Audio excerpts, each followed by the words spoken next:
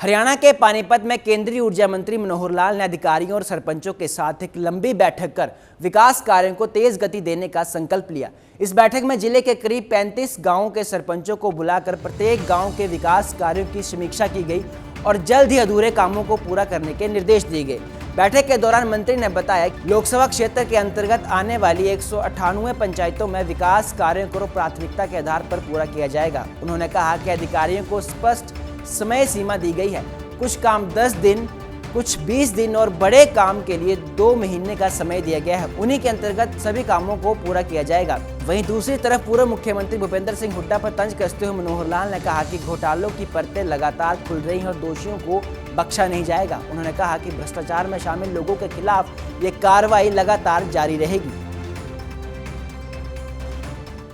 देखिए, हमने इस लोकसभा क्षेत्र में हर गांव में विकास के काम पूरे हों।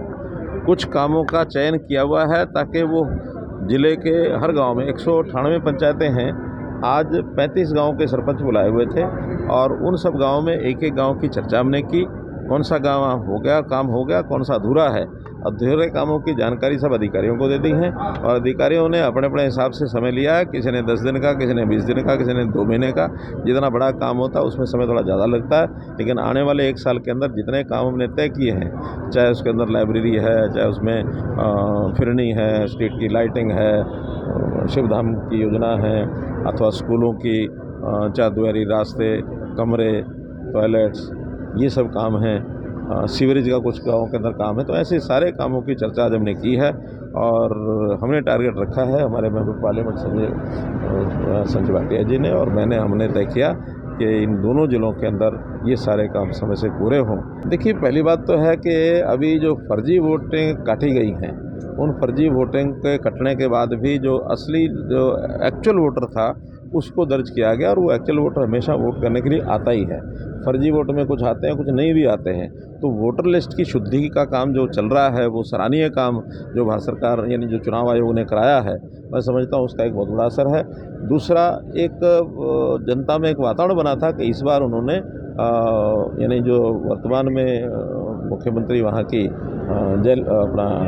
ममता बनर्जी, उसको हटाना है और एक एंटी इनकमेंसी फैक्टर जो जुड़ा हुआ है और मोदी जी के नेतृत्व में सरकार जो है वहाँ पर भारतीय जनता पार्टी की बने, ये मन जो है बहुत समय पहले बना लिया था। अंडर करंट बहुत ज़बरदस्त था।